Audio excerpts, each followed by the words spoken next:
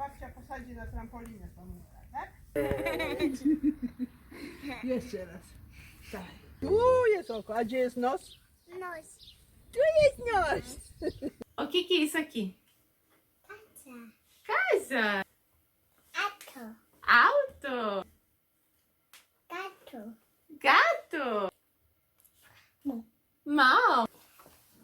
Bola. Massa. E o que é isso aqui? Água. Oco. E isso aqui? Boca. Isso. O que é isso aqui? Pé. Pé. Ou, em polonês, o que é isso? Nada. Noga. E isso aqui? Boca. Bał. Samuel, otwórz drzwi. Otwórz drzwi. Isso. Samuel, Samuel, zapal światło.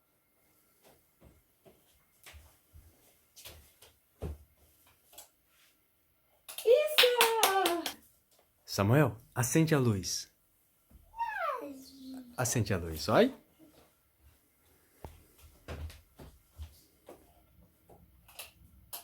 Samuel, abre a porta.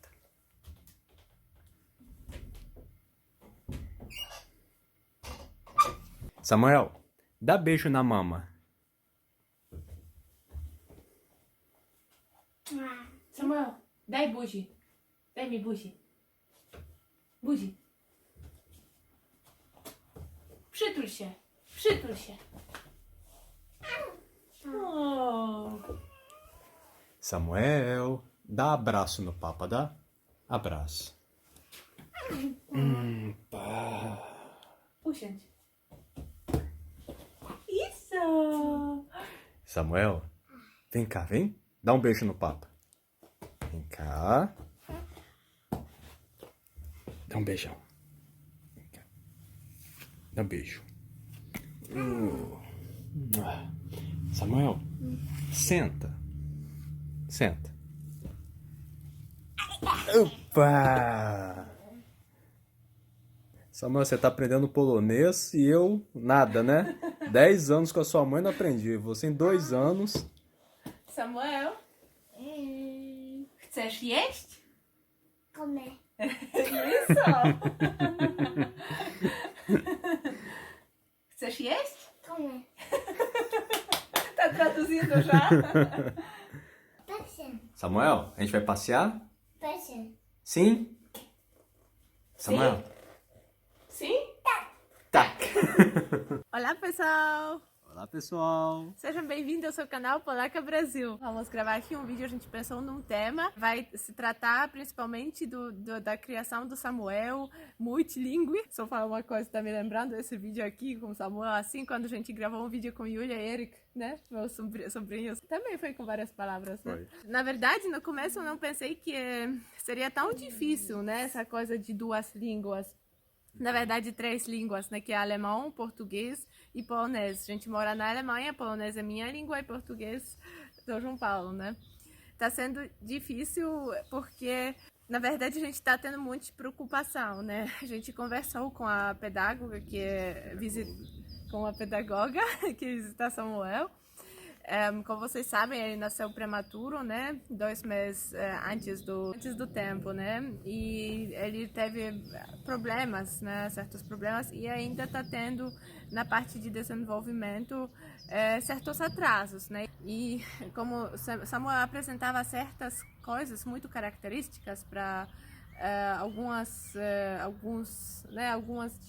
diagnósticos, como por exemplo autismo, e a gente comunicou isso com uma pedagoga que visita a gente, né? Porque aqui, não sei se eu já mencionei, mas no nosso caso a gente recebeu um serviço que vem pessoal em casa e fica acompanhando ele, cada um na sua própria área, tipo, vem uma pedagoga, uma fisioterapeuta e uma fonoaudióloga, e elas vão acompanhando o desenvolvimento dele e ajudando ele a se desenvolver. Gelb.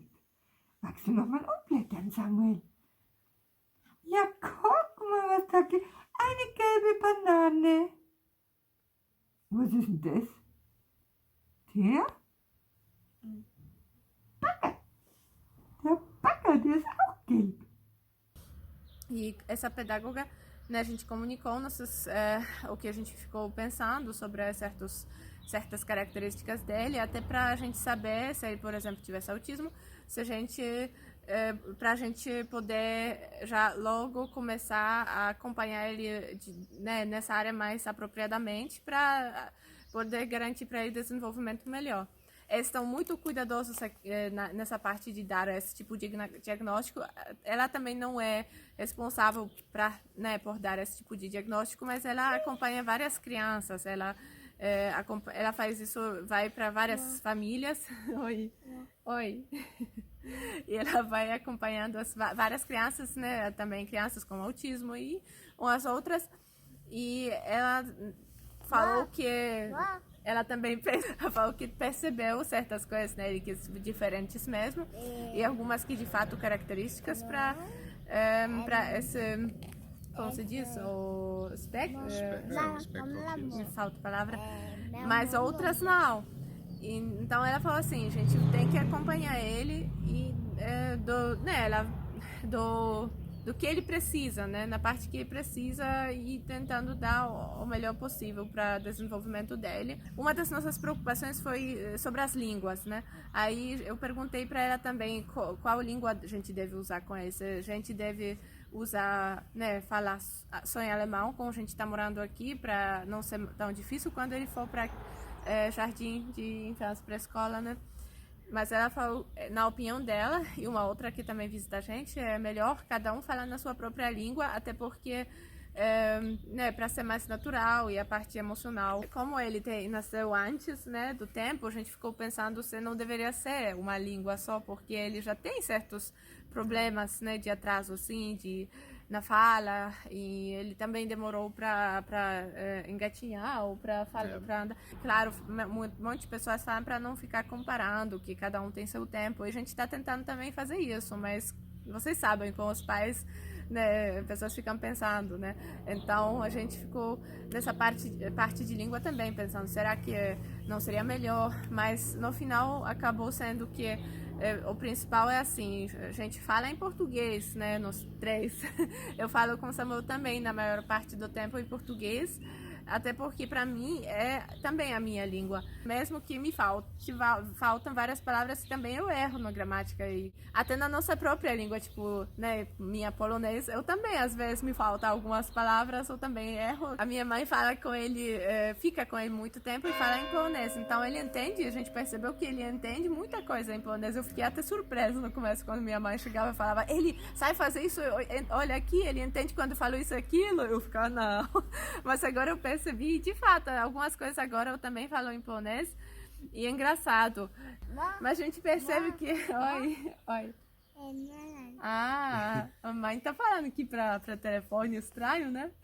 Tá falando com Tá quem, falando né, com mamãe? quem? Alô? Pra nada, né? Fala, Samuel, alô com o pessoal. Aí, ó. Alô. Essa coisa da língua é curioso porque, de fato, o Samuel, como a Milena falou, ele teve muitos atrasos, né? Para a cabeça sustentar, para engatinhar, para começar a andar, né? Todos esses marcos, né, do desenvolvimento da criança, o Samuel demorou bastante. E como o Samuel agora está com 2 anos e 3 meses, normalmente essa idade a criança já é capaz de formular frases, né? E pelo que a pedagoga falou, nessa idade mais ou menos o vocabulário são de 50 palavras. O Samuel sabe em torno de 16. E essa é uma outra... a gente tá aprendendo a lidar com isso, tentando mesclar o que a ciência diz com a nossa, né? Porque o Samuel ele é um indivíduo, né? Então a gente tem que adaptar essas coisas com a realidade dele. E aí é interessante que assim, o Samuel deve estar falando umas 20 palavras agora, só que como vocês devem ter visto no começo, ele escolhe quais palavras olho, né? Ele não fala olho em português, ele fala oco, né? Que é em polonês. Carro, eu já falei várias vezes. Cadê o oco? Oco.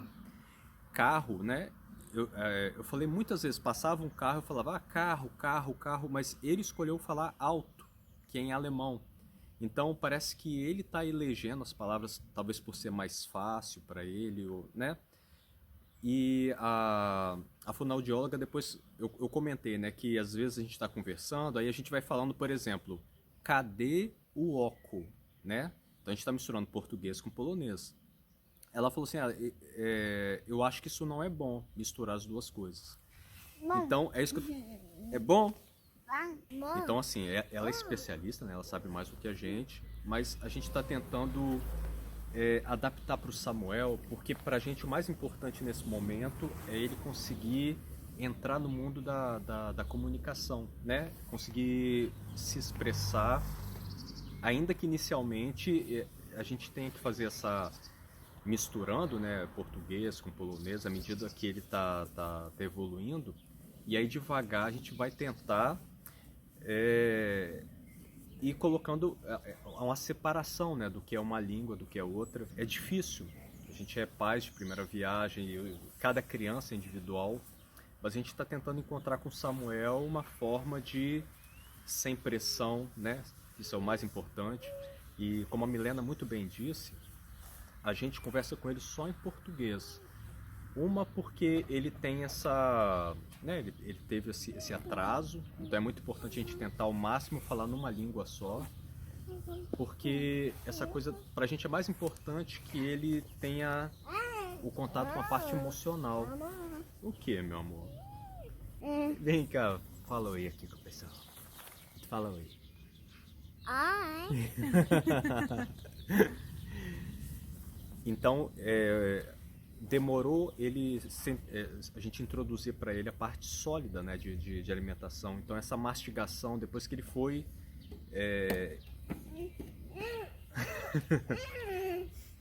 depois que ele foi começando a comer mais coisas sólidas, a gente percebeu que cognitivamente ele evoluiu bastante. Mas é curioso, porque ele fala pouco, né? A aquisição de vocabulário dele está lenta, mas a gente percebe que ele entende muita coisa. E pra gente é surpreendente, às vezes a mãe da Milena fala uma coisa em polonês e ele entende muito o que ela está falando. E às vezes são coisas que a gente não falou muitas vezes, né? Isso que é o mais curioso, falou uma vez, ou às vezes a gente fala uma coisa e ele entende, a gente fala assim, ué, mas a gente nunca falou isso. E essa coisa do autismo ainda não foi descartado, porque aqui não, em todo lugar, né, se tem muita cautela para dar esse diagnóstico nessa fase, né, 2 anos, ainda que seja possível, né, você já ter mais ou menos ali um direcionamento, mas eles esperam, né?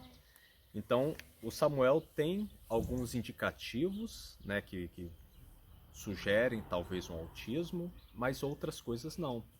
Por exemplo, a parte de comunicação dele é social, né? Até que ele é muito bom nisso, ele procura muita gente, ele olha muito nos olhos, ele procura se expressar, ele faz a tal da triangulação. Essas coisas a gente foi aprendendo depois, né? Que a gente foi pesquisando. O que seria a triangulação, né? Por exemplo, a criança está conversando com você, falando de uma terceira coisa. Então, tá passando um gato, ela fala, olha o gato. Então ela olha pro gato e olha para você, se você está olhando pro gato, fazendo essa triangulação. Ele faz isso e parece que no espectro autista isso é um pouquinho ausente. E a coisa de olhar no olho e... Ai. Oi. Levanta aqui, ó. Tá, de novo. Oi.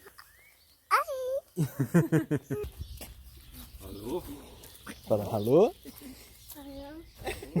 Alô. Aqui tem uma tradição da Páscoa. No Natal eles penduram luzes, né? Ou, né, coisa de Natal. E na Páscoa eles penduram aqui ovos, né? Ou outra decoração, mas principalmente ovos. Algumas coisas aqui pra gente está sendo um desafio, porque a gente está tendo que aprender a cada dia, né, por experiência própria. O fato de pais que moram em outros países passam por isso também. A gente, como a Milena disse, a gente recebe visita da fonoaudióloga, né? Eles vêm uma vez por semana, só que ela é alemã e normalmente o fonoaudiólogo, entre outras coisas, trabalha essa coisa da dificuldade de pronunciar certas sílabas, né, e a fala em si. Mas como ela é alemã e o Samuel está aprendendo português, fica um pouco difícil ela trabalhar certas dificuldades motoras em pronunciar sílabas, né? Então a gente está tendo que tentar achar um meio termo, porque ela não vai ter muito o que fazer. Caso ele tenha alguma dificuldade de pronunciar algumas palavras em português, ela não sabe pronunciar, ela não sabe... tem sílabas que não existem em alemão e vice-versa, né? Do alemão para o português. Então, tem muitas coisas para a gente aqui que estão sendo, não vou dizer desafio, né? Mas a gente tá aprendendo, né? À medida que as coisas estão acontecendo, tentando aprender de acordo com a realidade do Samuel. Isso é uma coisa que a gente sempre ouviu e é verdade, a gente tem que sempre olhar para a criança. A ciência, ela tem, né, um conjunto já de procedimentos, né, que você adota em certas situações, mas tem coisas que são muito exclusivas, né? Cada indivíduo é muito particular. Então, até questão cultural também, a gente percebe que os alemães, eles têm uma forma de educar os filhos. Não existe educação melhor, pior, é diferente. Isso daria até um vídeo, seria bacana a gente fazer de repente um vídeo. E não é generalizar, né?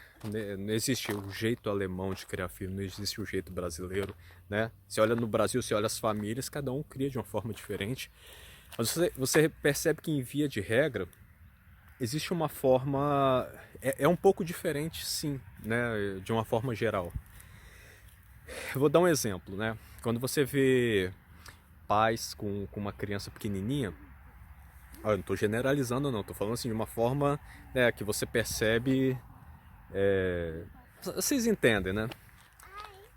No Brasil, quando tem uma criança muito pequenininha, ela cai no chão, os pais têm essa coisa de, caiu, né, machucou, e aqui a gente percebe que a criança quando cai ou machuca, os pais têm uma coisa meio que, vai, levanta, né? Não estou dizendo que no Brasil não tenha isso, mas é muito comum você ver mães, né? Normalmente as mães têm mais essa cautela. A criança cai no chão, a mãe fala, anda, levanta. E é interessante também que eu posso estar falando uma coisa muito errada aqui, eu tô falando das experiências que a gente teve, mas eu percebo que as crianças aqui, parece que elas choram menos que no Brasil, no sentido de... não só choram menos, mas elas são mais independentes, talvez. Se um dia vocês tiverem a oportunidade de estar aqui na Alemanha e ver crianças, vocês vão ver que eles têm... A primeira vez que eu vi crianças, eu vou dizer para vocês da minha experiência, a primeira vez que eu vi, pareciam mini adultos, sabe? Não vou nem dizer mini adolescentes, não, sabe? Falando de uma forma baixa, né? Falando assim, pai, eu quero comprar um sorvete, não sei o que. Aí o pai fala, não, então tá, sabe? Conversando baixo e eu não sei, é diferente. Aí alguém fala bem assim... Ó, tá vendo? O Samuel quase caiu ali. Viu a minha reação? Ó.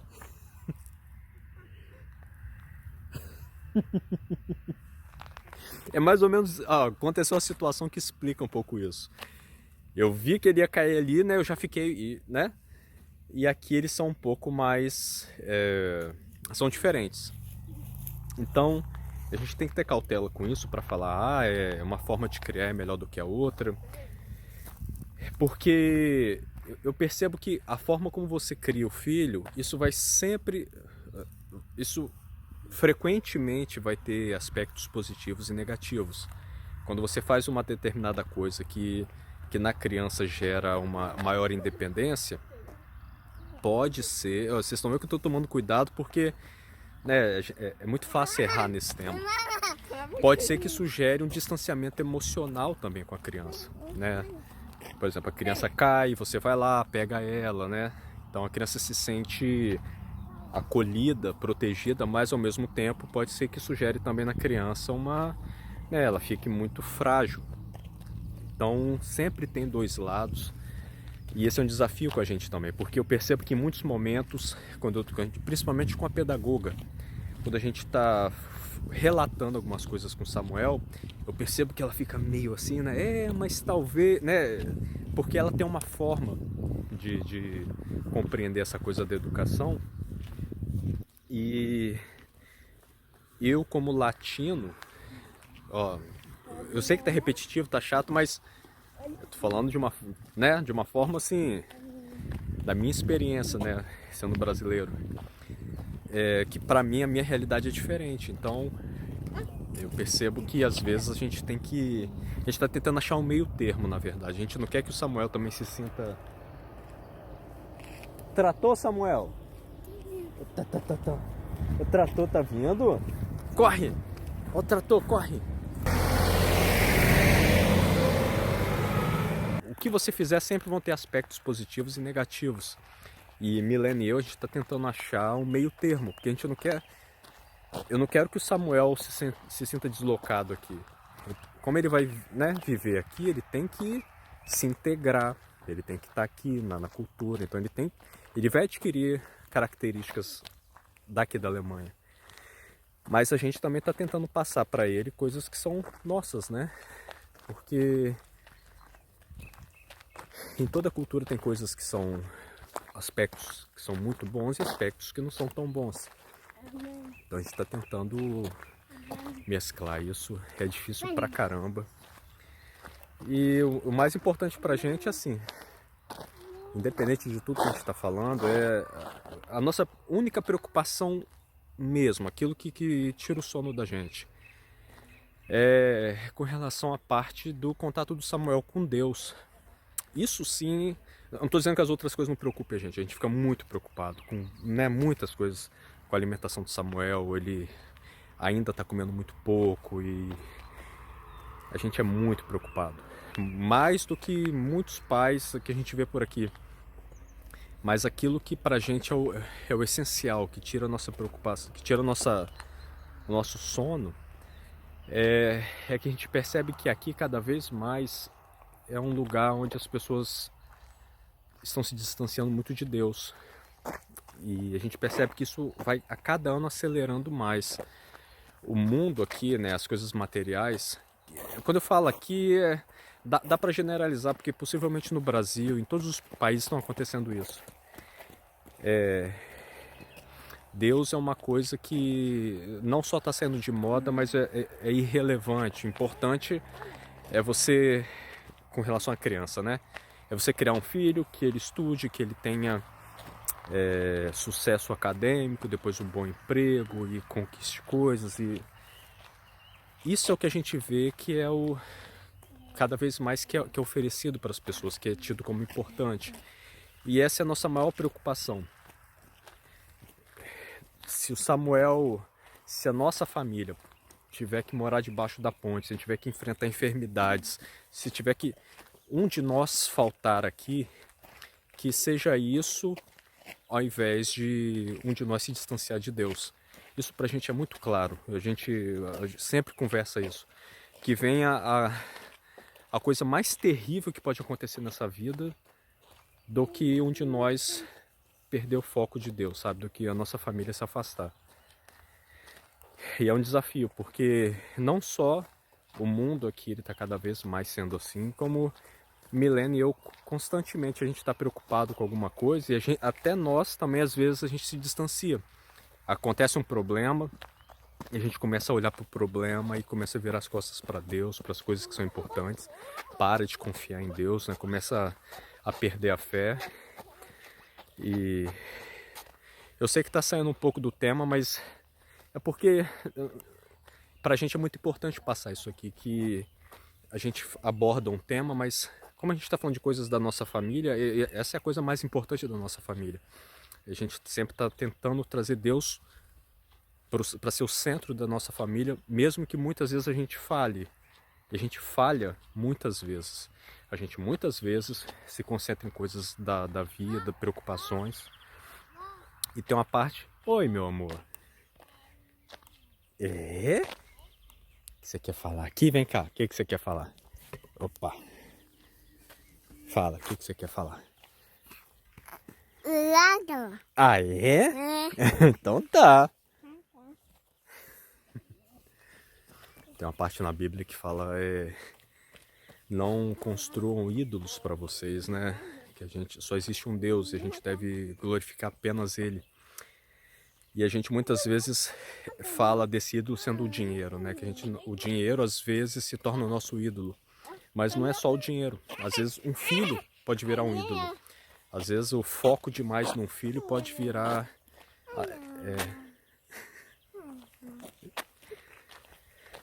Até um filho pode virar um ídolo pra gente e roubar o lugar que pertence a Deus. Deus, ele não quer exclusividade na nossa vida, ele quer prioridade, né? Ele tem que ser o primeiro, ele não quer ser o único. Porque você tem, né, a sua família, você tem, né, as coisas nesse mundo que você tem que fazer, servindo a Deus, mas prioridade pertence a Ele. E nós dois, a Milena e eu, a gente com frequência, por conta dessas preocupações com Samuel, às vezes coloca ele, sabe, foca nele e foca menos em Deus.